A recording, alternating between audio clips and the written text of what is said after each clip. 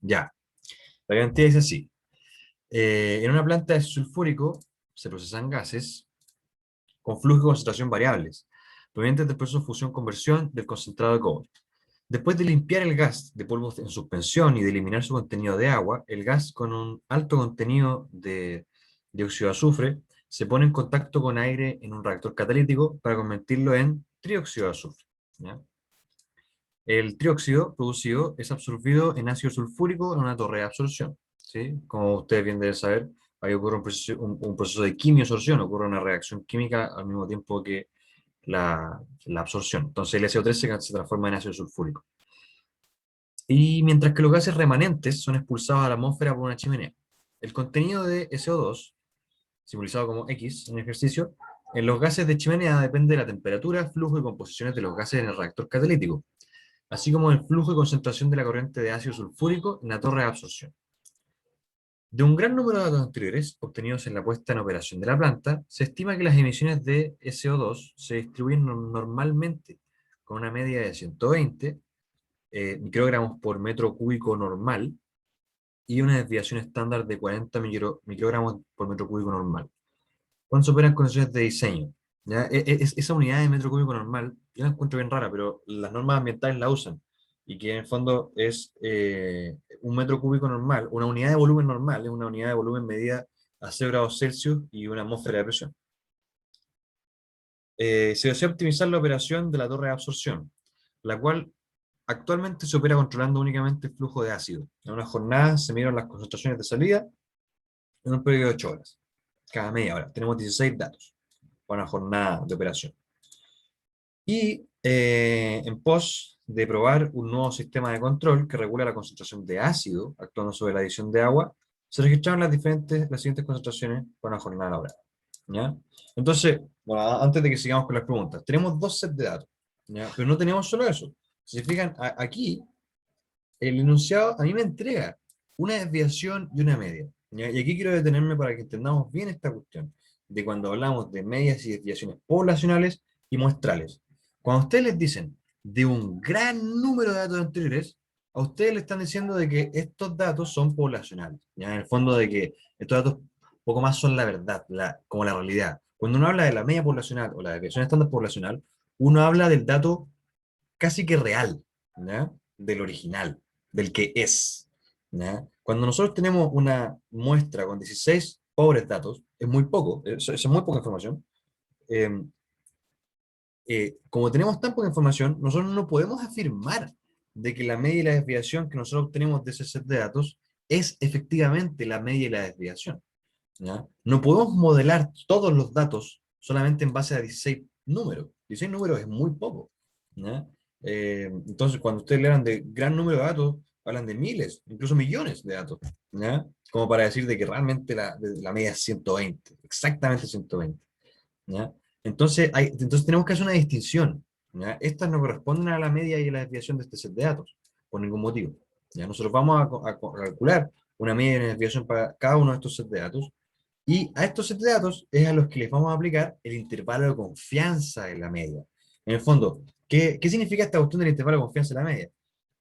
Que es súper difícil de digerir al principio. Uno no está acostumbrado a que le digan que un promedio no es el promedio realmente, que es lo que le estoy diciendo ahora. Pero realmente es así. O sea, si yo mido la cuestión un día y mido la cuestión al día siguiente, bajo las mismas condiciones de operación, voy a obtener medias y desviaciones distintas. Entonces, bueno, ¿cuál es la real? Bueno, esa fue la de ese día y esta es la de otro día. Entonces, si yo quiero modelar la cuestión para siempre, como para, digamos, para toda la vida, por un mes, por ejemplo, ahí yo voy a tener una distribución de medias, ¿ya? Y una distribución de varianzas también. La distribución de varianzas no la vamos a ver hoy, ¿ya? Pero sí la distribución de la media. Entonces en el fondo se crean, esta es una cuestión un poco como, ¿cómo decirlo? Como recursiva, porque al final es como una distribución de la distribución, ¿ya? Y realmente es eso, es una distribución de distribuciones, para que vean de que la realidad es totalmente aleatoria y no tenemos nada por certero en esta vida, ¿ya? Eh, pero es así. O sea, en el fondo yo tengo una distribución de distribuciones. Entonces, mi distribución de distribuciones viene caracterizada por cómo se distribuye la media y cómo se distribuye la varianza. ¿ya? Entonces, para cada media y para cada varianza, y para cada combinación entre ellos, voy a tener una distribución distinta que va a modelar mis datos, que en este caso son las concentraciones del contaminante de salida de una planta, ¿ya? Entonces vamos en Excel a modelar estos sets de datos, ¿ya? Bueno, ahora que ya les expliqué eso, sigamos ahora con las preguntas. La norma ambiental establece que la emisión puntual medida no debe sobrepasar los 240 microgramos por metro cúbico normal. Y la emisión promedio diario, en base a información horaria, no debe sobrepasar los 160 microgramos por metro cúbico normal. Ambas con un 99% de confianza, ¿ya? Bien, y ante eso hay una serie de preguntas, ¿ya? La primera es con respecto a las condiciones de diseño, ¿ya? Que en el fondo hacen referencia a estos datos de aquí. Entonces, para responder a la primera pregunta, todavía no vamos a pescar nada de esto, ¿ya? Solamente nos vamos a quedar con el 120 y el 40 para responder a la primera pregunta. ¿Es posible incumplir la norma? ¿Ya? Es decir, en el fondo, ¿va a superar en algún momento? ¿Existe la probabilidad, ¿ya? de que estos 240 y estos 160 sean superados? Ya, eso es lo que vamos a hacer ahora. Cada vez que me conecto a esta identidad, porque yo tengo la costumbre de conectar mi tablet para usar pizarra y se me olvida que aquí uso puro Excel y que no uso esta cuestión. Puro Excel. Em, ya.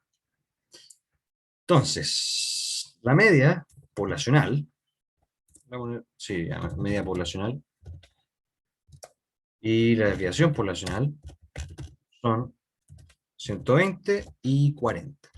¿Ya? Entonces, el primer ejercicio es muy sencillo, o sea, digamos sencillo porque es de la materia anterior. ¿Ya? A esto me refería con que, con que les pueda ayudar para la evaluación de hoy. Eh, Aunque no sé si mucho, pero en el fondo, eh, para la primera regla de la norma, que dice que la emisión puntual medida, con puntual significa que en ningún momento la cuestión puede sobrepasar los 240, ya suponiendo de que nosotros lo estamos midiendo en todo momento. Entonces, si tú en un momento dado la mides, no puede ser mayor a 240. ¿Ya? Entonces, en el fondo, un dato puntual es efectivamente el dato que es modelado por esta media y esta desviación. Entonces, cuando me hablan de un 99% de confianza, ahí yo tengo que imaginarme mi campanita, y esta campanita, para esto voy a usar la tablet, porque de que algo me sirva la conectar. Entonces, yo tengo mi campanita, no, oh, dejé la cagada. ¿Qué hice?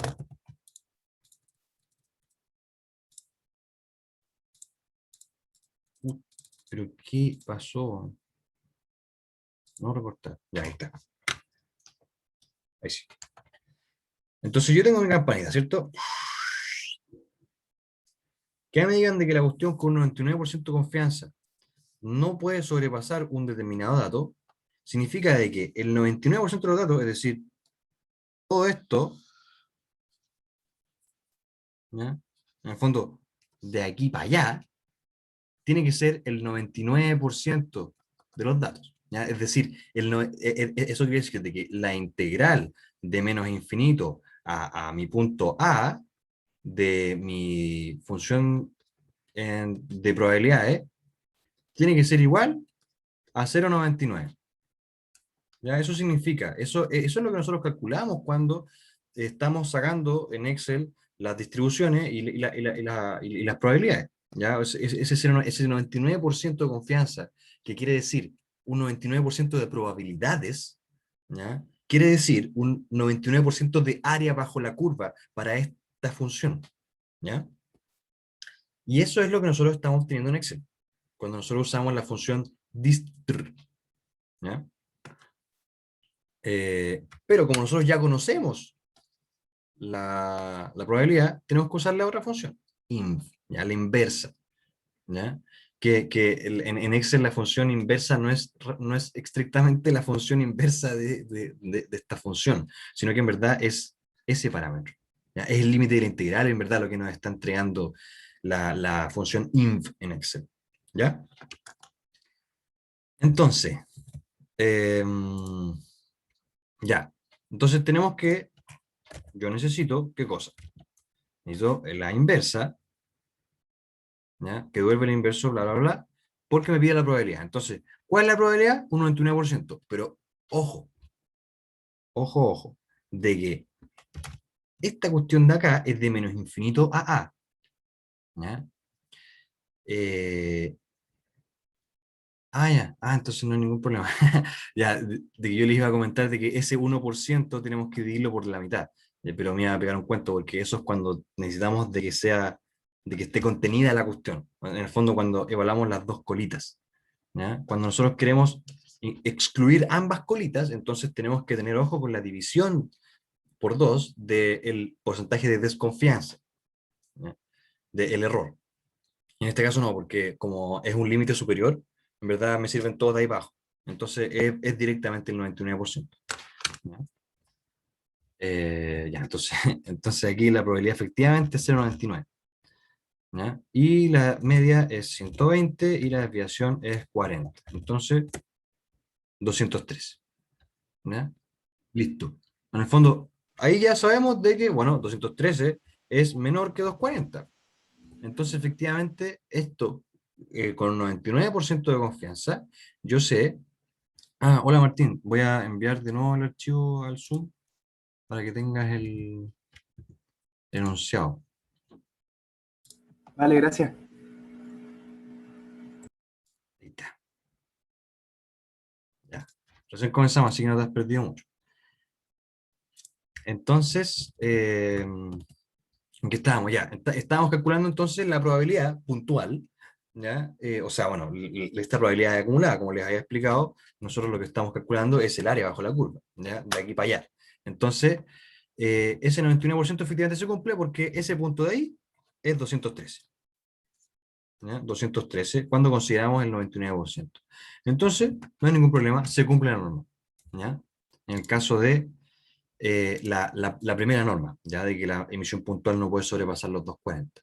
Pero cuando a mí me preguntan por la emisión promedio diario en base a información horaria, ya aquí se complica un poco más, porque aquí lo que me están diciendo es, bueno, si tú mides hora a hora ese valor y lo promedias para un día, para una jornada laboral, entonces el promedio no puede sobrepasar los 160. ¿Ya? Entonces eso no es algo que me dé directamente la distribución. ¿Ya? A mí la distribución me habla de los datos. Aquí no me están preguntando por el dato. Por eso la diferencia entre la emisión puntual y la emisión promedio diario. O sea, en el fondo, esto no es datos, esto es promedios. Y aquí ya empezamos a hablar de la distribución de los promedios. ¿Ya? Eh, y aquí les voy a mostrar, digamos, para que quede más claro, porque yo me baso, no sé si el profe Inés está usando la misma PPT, pero esta es la PPT de mi época. ¿Ya? Y aquí hay una cuestión súper importante, donde está a esto, ¿ya? De que cuando nosotros estamos evaluando como poblaciones de promedios, por decir, o sea, perdón, muestras de promedios, yo tengo, no sé, de que mi población para un determinado dato son 1 millón. Bueno, ¿qué pasa si yo calculo con 1000 datos? Yo si calculo con otros 1000 datos, voy a obtener medias distintas, ¿ya? Entonces, voy a obtener en el fondo una desviación estándar para las medias, ¿ya? Pensando en la distribución de las medias, ¿ya? Cuya media, onda, la media de las medias es la media poblacional, es la media real, ¿ya? En torno a la media real deberían estar las medias muestrales.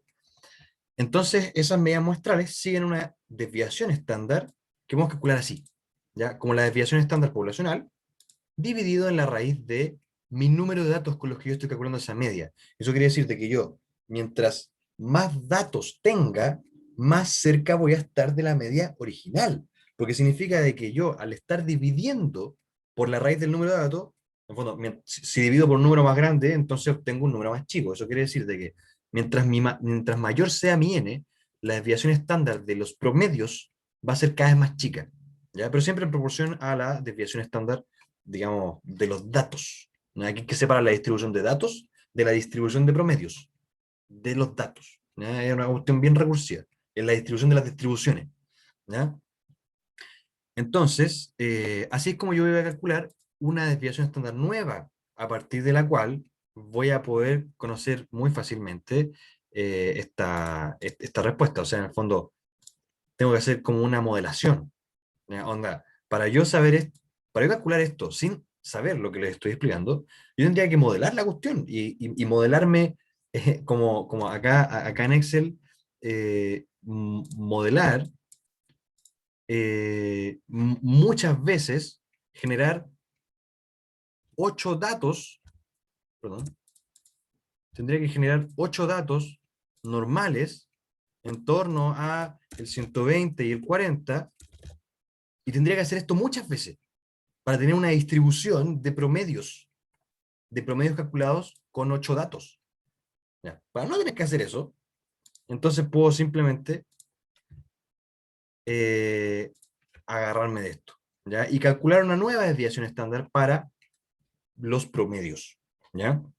Entonces, esta desviación estándar, como depende de la cantidad de datos, en verdad eso es lo que importa. En este caso, cuando me dicen en base a información horaria, yo asumo de que se refiere a que yo mido la cuestión cada 1 hora, ¿ya?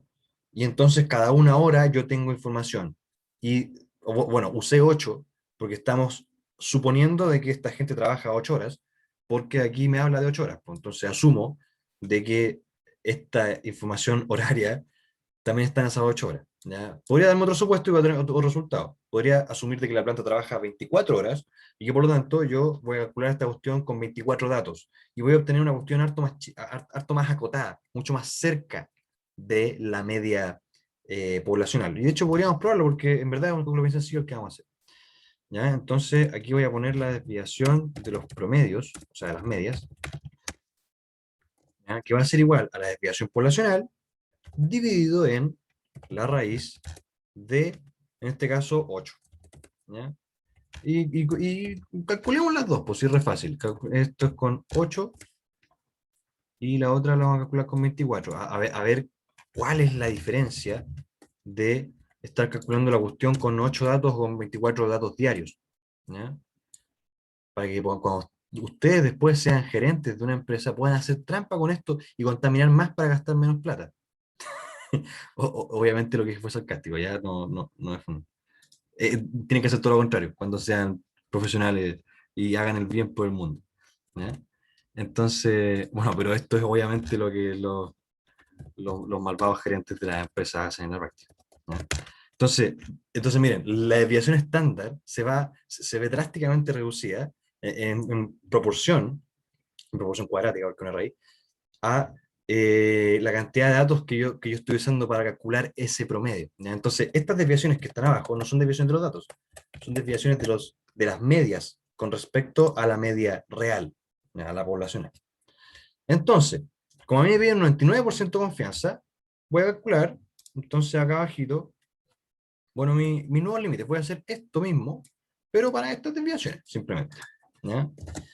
Entonces acá calculemos la inversa de la normal de, ¿qué probabilidad? 99. ¿Qué media? Esta. ¿Qué desviación? Esta. Boom, 153. ¿Qué pasa ahora si lo hago con esta otra? Punto norm, 0,99 y la media 120 y la desviación 8. Y ven que el límite superior, porque aquí nosotros estamos calculando este numerito, nuevamente, estamos calculando ese número, ¿ya? El límite para que el 99% de toda el área bajo la curva esté a la izquierda, ¿ya? Entonces, ese numerito, que cuando calculábamos para los datos era 213, para las promedios es 152 si lo calculamos con 8 datos y 139 si lo calculamos con 24 datos. Ya eso quiere decir de que, acorde a los parámetros de diseño de esta planta, sí se cumple la norma, ¿ya? Porque no se puede sobrepasar los 160. Y si lo medimos solo en 8 horas, ya lo estamos cumpliendo, entonces estamos súper bien, ¿ya? Ahora, esto es probabilístico, ¿ya? Como toda la realidad es. Bien, esa es la respuesta a la pregunta A, ¿ya? Que digamos esto ya es como el intermedio entre la materia anterior y la nueva, porque ahora nos vamos más en la hora y vamos a calcular todo el rango de distribución de las medias. Aquí estamos estimando estos parámetros en función de los datos poblacionales. Y gracias a que los tenemos, pero en la realidad nosotros casi nunca vamos a tener datos poblacionales, siempre vamos a tener datos muestrales. Que eso es lo que vamos a hacer a continuación. Entonces, bien, ahora a continuación viene lo duro, ¿ya? El objetivo principal de esta ayudantía, que es estimar los intervalos de confianza de la media para la concentración de SO2 operando con y sin control de concentración de ácido para un 95% de confianza. Ya, aquí volvamos al enunciado. ¿Ya? Recordemos de qué demonios se trataba el ejercicio. Tenemos una planta, haciendo una recapitulación, tenemos una planta que produce ácido sulfúrico para limpiar la salida de una fundición de cobre del SO2. ¿Ya? Entonces genera ácido sulfúrico a partir de SO2 y nosotros lo que estamos midiendo son las concentraciones de SO2 a la salida de la planta. Esto es lo que se libera a la atmósfera. ¿Ya? Y tenemos dos situaciones diferentes. Una en la que eh, se miden, bueno, se desea optimizar la operación de la torre de absorción. ¿Ya? Entonces, habíamos hablado de que el proceso es primero un reactor catalítico y después pasa a la torre de absorción. Pero el reactor catalítico no lo va a pescar, es parte del enunciado nomás como para darle más color. Aquí nos vamos a entrar en la torre de absorción. ¿Ya? Entonces, la torre de absorción es controlada únicamente a partir del flujo de ácido. ¿Con qué nos referimos a esto? Que se mide el flujo de ácido en el tiempo, solamente con un rotámetro, con algún flujómetro, y para que se mantenga cierto valor. ¿Ya? Eh, bueno, este ramo viene antes de FSI. Ya, entonces no me voy a ir a la bola con el control. Lo voy a dejar este no. Eh, pero en el fondo, cuando uno controla plantas, uno tiene objetivos de control y lugares en los que actúa para asegurarse que cierta cosa se cumpla. En este caso, se está midiendo el flujo y actuando sobre sí mismo. Seguramente es una válvula o una bomba que le están cambiando las revoluciones para que mande más o menos flujo del ácido con el que se lava este gas. ¿Ya? En otras palabras, es la fuente, es la fase líquida en la que se absorbe el SO2 para que reaccione y forme el ácido sulfúrico. Entonces, aquí tenemos las mediciones de una jornada laboral, cada media hora, eh, midiendo cómo se está operando con la planta actualmente. Y aquí nosotros tenemos un experimento que están haciendo estos locos para probar, ya, a ver qué pasa si nosotros controlamos la concentración de ácido. ¿Ya? Entonces, eso quiere decir de que hay un medidor que está midiendo en tiempo real la concentración que hay del ácido, o cada cierto tiempo, no solamente en tiempo real, y en función de cuál es la concentración, se añade más o menos agua para regular esa concentración y que sea la concentración que tiene que ser. ¿Ya? Entonces, son dos sets de datos separados, ¿ya? Que no son compatibles entre sí, son situaciones distintas. Entonces, están modelando cosas diferentes. Y yo quiero compararlas entre sí. Y en virtud de esa comparación, es de que yo voy a estimar cuál es la distribución para la media. En el fondo, yo tengo un set de datos. Nuestro objetivo es, ahora para el ejercicio, es, bueno, yo con ese set de datos tengo que extrapolar la información para imaginarme cómo sería si yo tuviera toda la información. ¿Ya? Eso es esta cuestión. Entonces, esa extrapolación toma un supuesto, y ese supuesto es de que las medias se comportan normalmente. ¿Ya? Eso quiere decir de que, bueno, yo aquí tengo un grafiquito súper formal, que es para los datos. ¿Ya? Esto es para concentración, onda. Eh, bueno, pero en verdad estos gráficos son histogramas, entonces acá abajo está como el valor de la variable estaría abajo, y en el eje Y estaría, por así decirlo, la acumulación, la repetición de ese dato en el tiempo. Entonces acá en el eje X es que nosotros tenemos, en este caso, nuestra concentración. ¿Ya? Y esto tiene una media y una desviación, ¿ya? Una cantidad de dispersión. Entonces, yo para cada media distinta, que son infinitas, las medias posibles, voy a tener un gráfico de estos diferente. ¿Ya? Entonces, el supuesto es de que yo como modelo esos infinitos gráficos a través de otra de estas curvas. ¿Ya? Pero esta otra curva no va a ser de X, va a ser de los promedios de X. ¿Ya? Chuta, usé un eta en vez de un... chuta.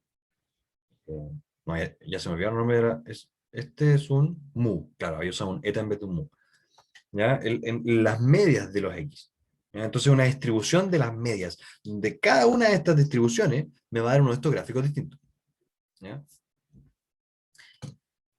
Ahora, eh, ¿cómo yo estimo esto, siendo que tengo menos información? O sea, no conozco todas las medias. ¿Cómo demonios voy a determinar? O ni siquiera tengo ni siquiera tengo más de una media, tengo una sola.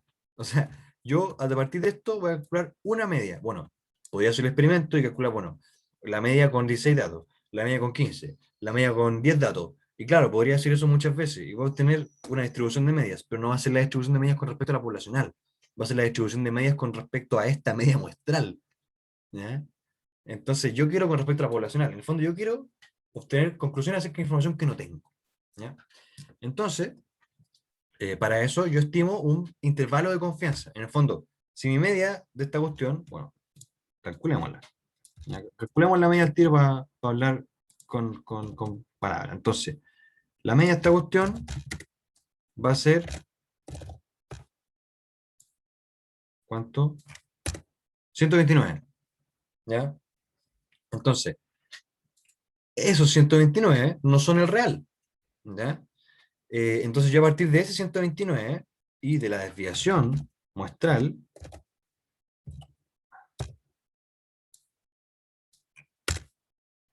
ya, entonces, aquí yo tengo datos que ya sé cómo se distribuyen. ¿Ya? Esto es la forma en la que se distribuyen estos datos. Pero yo quiero información acerca de no solo estos, sino de todos los datos posibles. ¿Ya? Esto es una pregunta casi que filosófica. ¿Ya? Entonces, a partir de esta media y esta desviación, es que yo estimo cuál va a ser la media y cuál va a ser la desviación poblacionales, ¿ya? Que vienen siendo las reales, entre comillas. ¿Ya? Entonces, si yo asumo de que esta cuestión se comporta normal, entonces tendría que usar entonces un intervalo de confianza normal, ¿o no? Ya, po. Pero esto es considerando de que yo tuviera realmente la media poblacional. Ahí yo usaría la normal, porque conozco la media. Pero esta no es la media de las medias. ¿Ya? La media de las medias, esta es una media de las medias, pero esta es la media de las medias para operaciones en condiciones de diseño. Yo ya no estoy en esas condiciones, yo estoy en operaciones de condición reales. Entonces no conozco la media de las medias. ¿Ya? Entonces no puedo usar la normal. Y ahí es donde aparece la nueva distribución, la t-student. ¿Ya?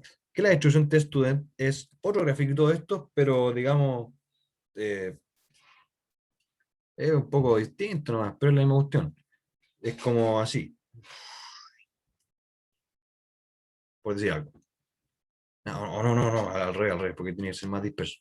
Como así. Bueno, me quedó horrible. Pero es como una normal, ya sea más achatada o más compacta. ¿Ya?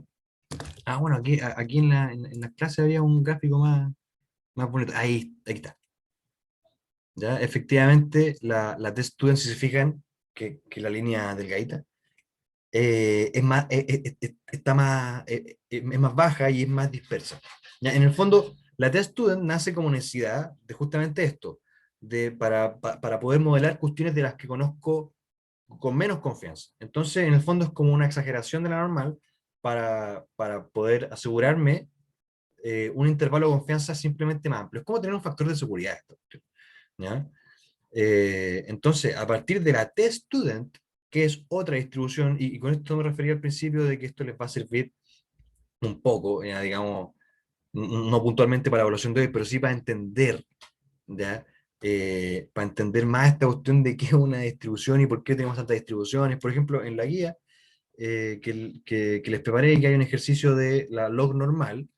El ejercicio, bueno, es enredado, ¿ya? Igual es un poco a propósito, pero el objetivo de la cuestión es de que como que se extraigan de esa complejidad para darse cuenta que en verdad es lo mismo, solo que otra función, ¿ya? En vez de poner no, distr norm, pongo distr log norm, pero es lo mismo, ¿ya? Es otra distribución simplemente.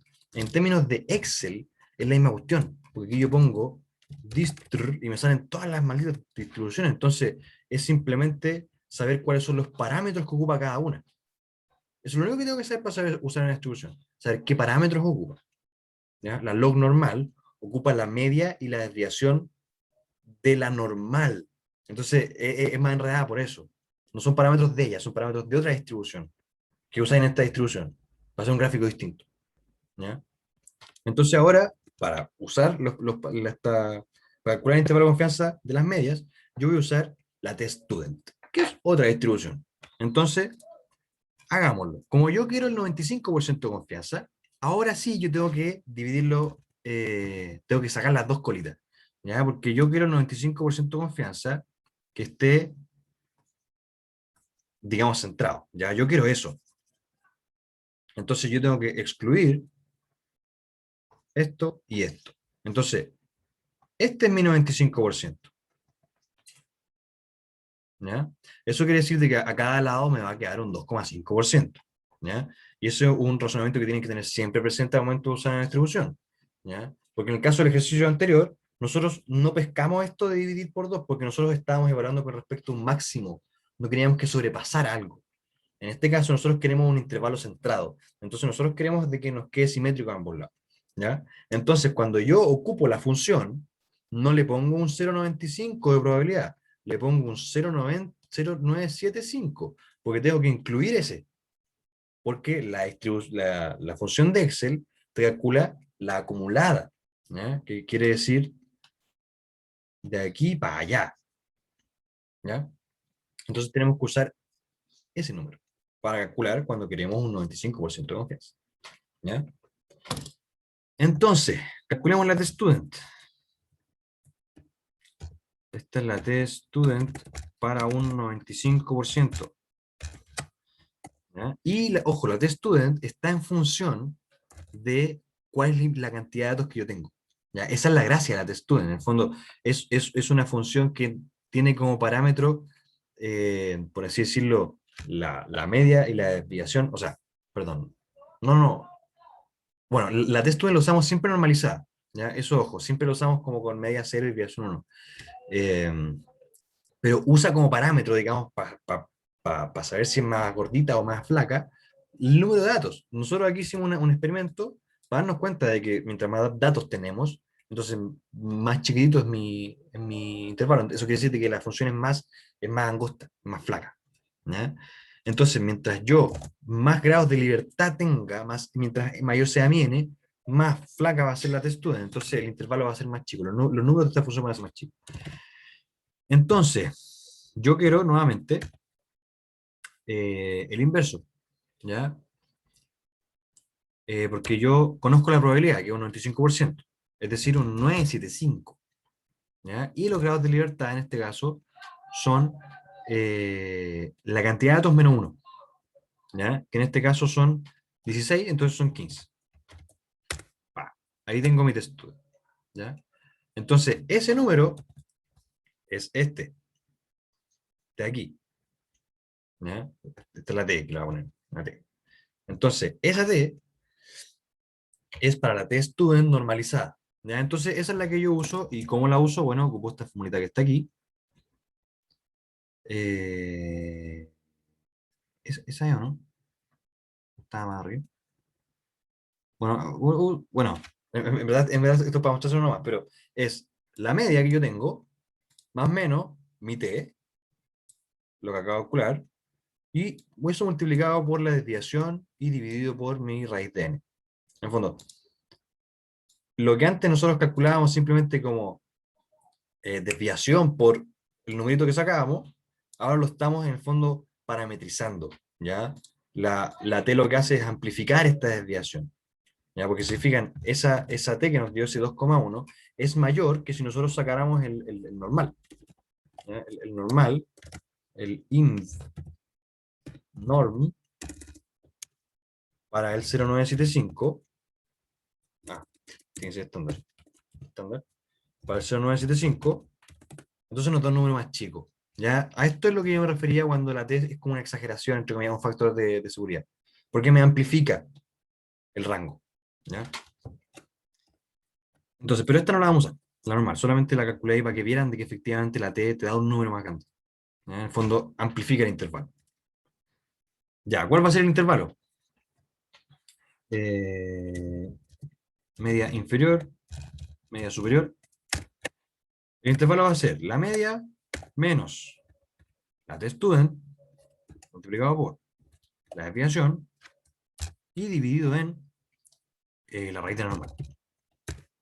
O sea, perdón, la raíz del número de datos, de n. Y si fijan aquí usamos 16, porque la fórmula usa un n. ¿Ya? Pero los grados de libertad están definidos acá. ¿Viste? Los grados de libertad son n menos 1.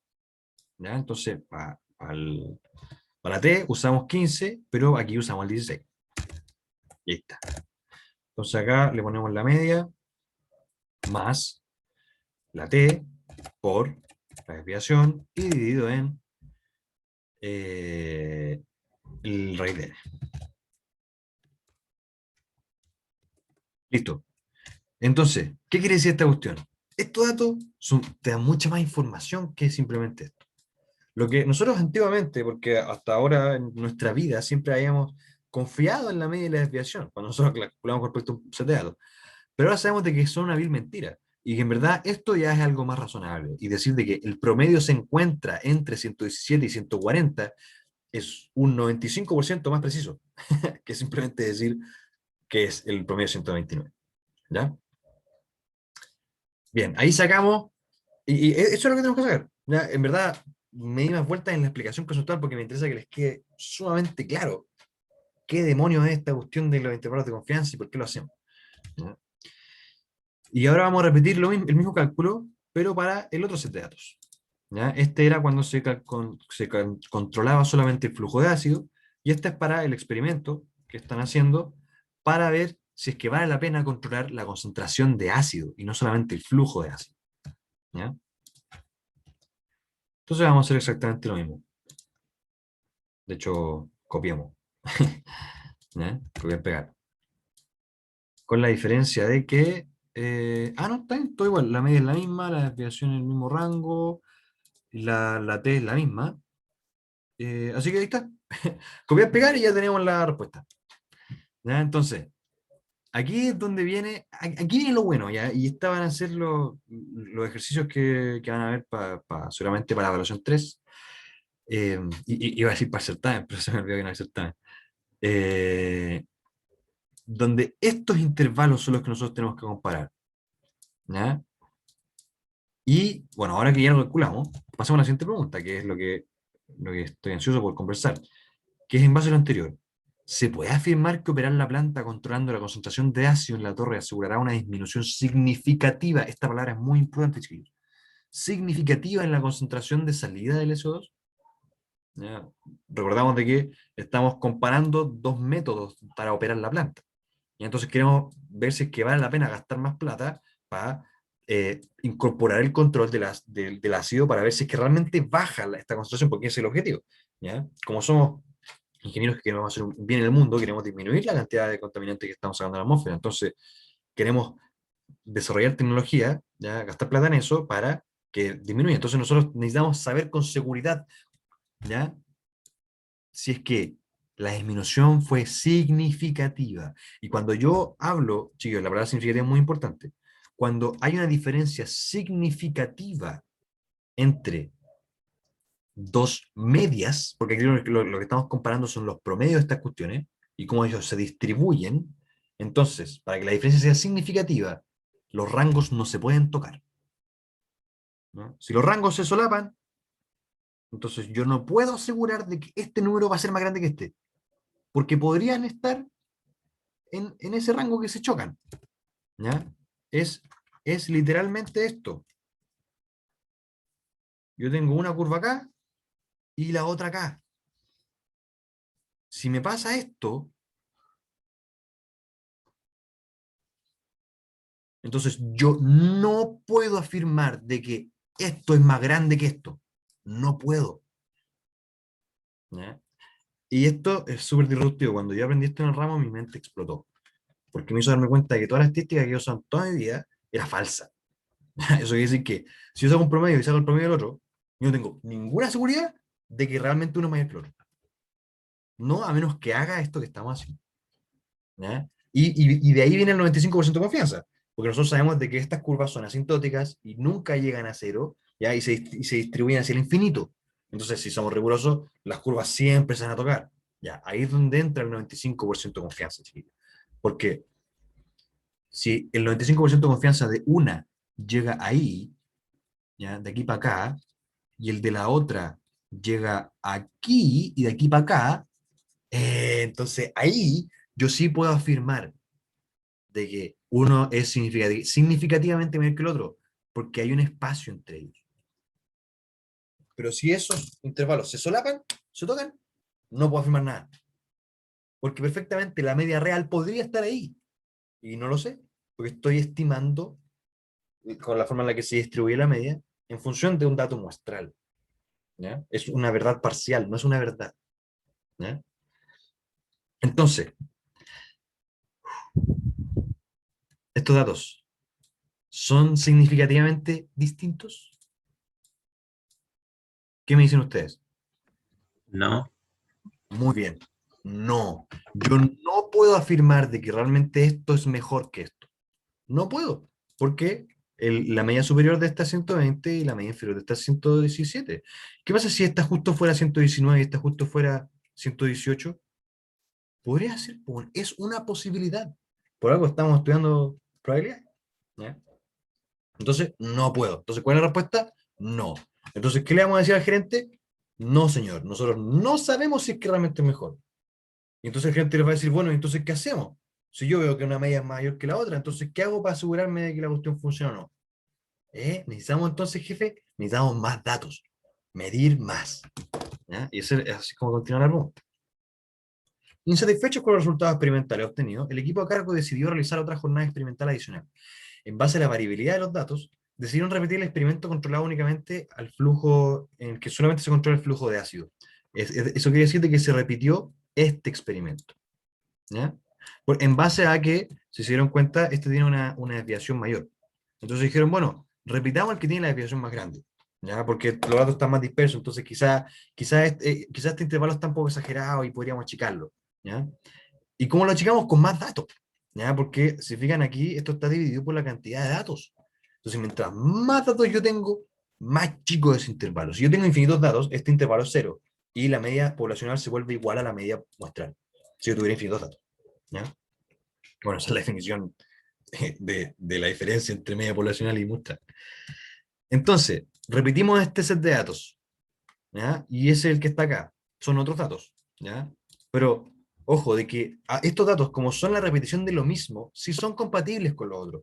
Entonces yo puedo sumar y usar los dos juntos, ¿ya? Porque en el fondo son 2 días de trabajo distintos, pero son las mismas condiciones, ¿ya? En el fondo, aquí igual hay que tener en consideración eso, de que en una planta en verdad hay más cosas que varían, ¿ya? Entonces, tomar mediciones en días distintos, en verdad hace muy bien para realmente conocer la planta, porque nada más asegura que una cosa que no estoy midiendo acá y que estoy suponiendo constante, se mantenga efectivamente constante.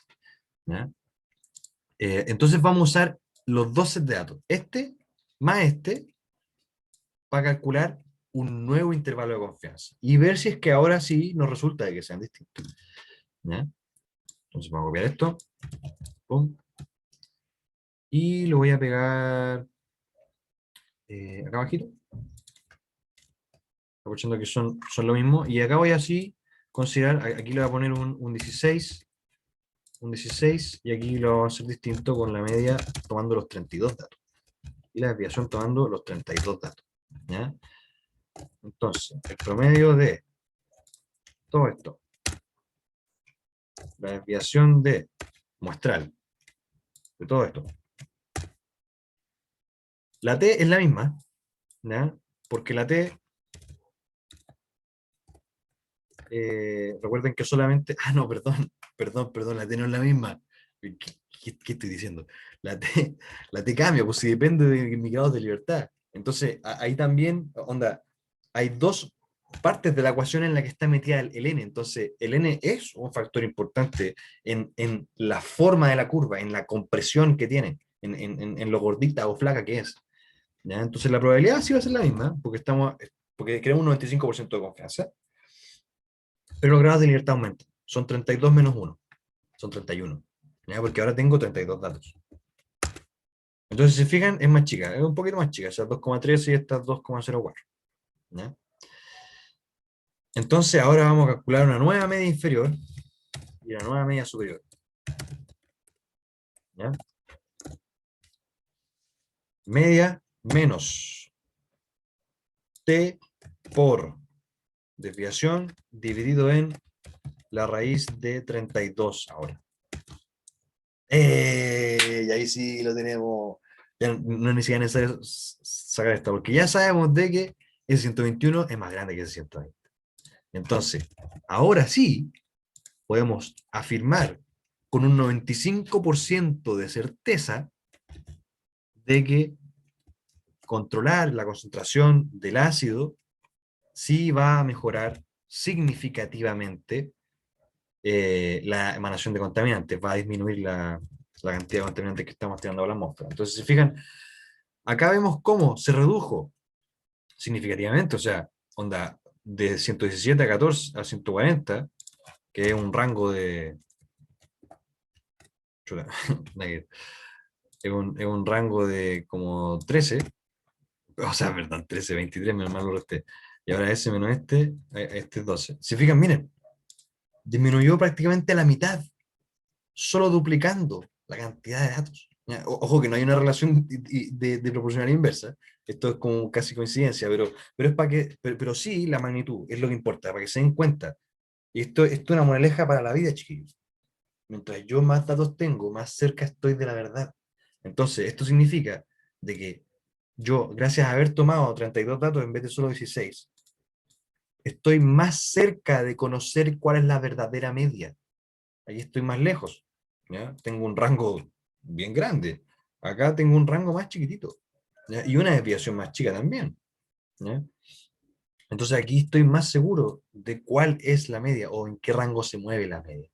Entonces ahora sí, al comparar este con este, podemos llegar a la conclusión de que efectivamente controlar la concentración de ácido en la planta va a disminuir significativamente la emanación de contaminantes. Entonces, cuando usted vaya al gerente y le diga, jefe, ahora sí, sabemos con un 95% de certeza, incluso podrían extender esto, podríamos iterar o de alguna forma algebraica, sacar con qué porcentaje se tocan, ¿ya? Que va a ser, no sé, un 96% quizás de confianza. Eso sería ya cambiando el valor de la T. Como que podríamos hacer un solver, no, no lo vamos a hacer, nos quedan 5 minutos. Estoy purifareando. Pero, pero eventualmente podríamos saber el porcentaje de certeza con el que realmente uno es mayor que el otro, ¿ya? Que es mayor a 95. Pero con 95 sabemos que efectivamente esta media es mayor que esta media. No es 115, no es 128, es alguna entre estos rangos. ¿Ya?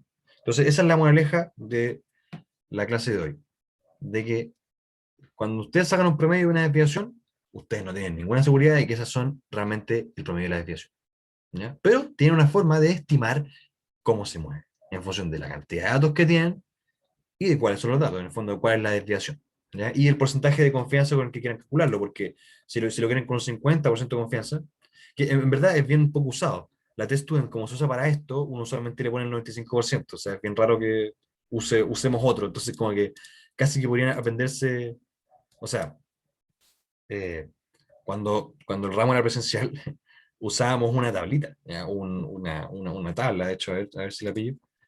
Eh, una tabla donde uno leía los grados de libertad y el porcentaje que quería.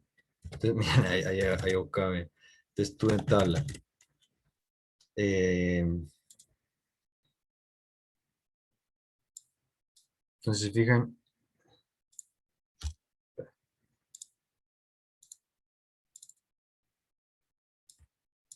acá me muestra el valor de la T para un porcentaje de confianza, que en este caso nosotros estamos usando el de 0,95, el de 0,975. Esta columna estamos usando nosotros, ¿ya? Para un N. Y el N es los grados de libertad, en el fondo la cantidad de datos que tengo. Entonces, por ejemplo, aquí nosotros estamos sacando esa, la de 15, miren, 2,13. ¿Vieron? 2,13. Y después la de 32, que es esta, 2,03.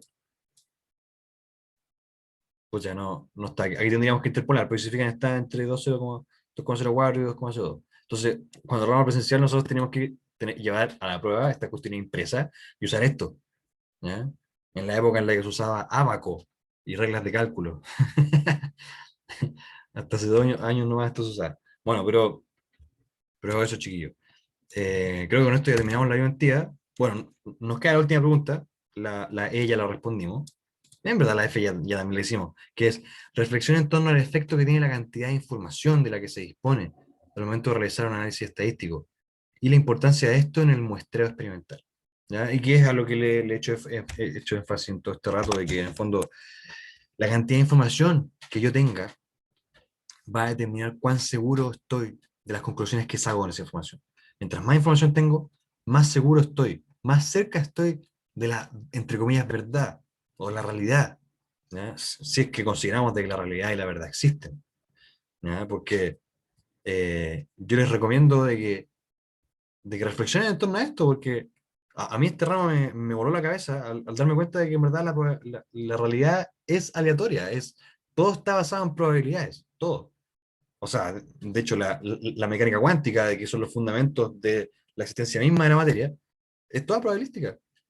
Entonces, en verdad, eh, nada es certero en esta vida, nada es absoluto, ¿ya?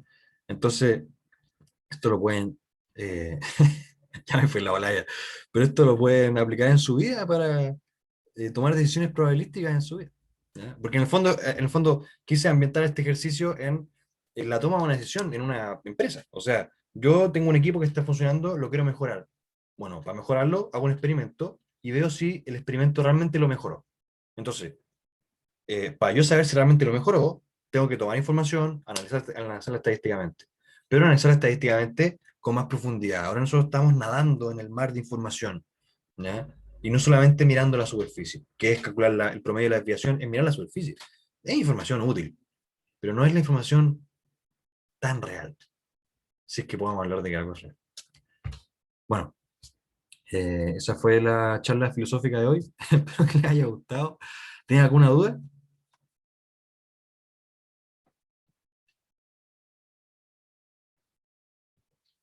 Terminamos antes. Pensé que era a las 4:50. Mira, terminamos 10 minutos antes. Pensé que me iba a demorar más. ¿No tienen ninguna duda o alguna reflexión, dado que nos pusimos tan filosóficos hoy día?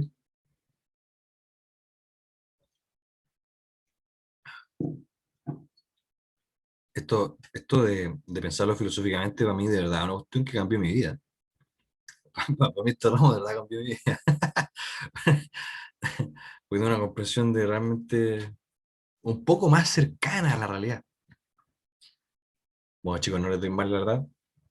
Espero que estén muy bien. Espero que les vaya bien en la evaluación de hoy.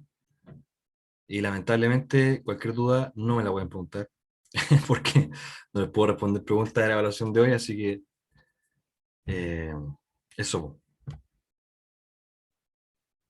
Creo que llegamos hasta aquí, a menos que quieran conversar algo más. No, todo claro. Todo bien. Buenísimo. Chao, Esteban. Que estés bien. Gracias. Chao, cabros, que estén súper bien. Gracias a ustedes por Gracias ver. por la identidad, Esteban, te pasaste, weón. Ya, bacán. Estuvo muy buena la hora. Chaito. Buena, gracias. Adiós. Vale, Esteban. Chao, cabros, que estén bien. Bien. Igual, chaito. Quizás piense en tu reflexión cuando no esté tan consciente. Eso. Bueno, adiós. Chao, que estén bien.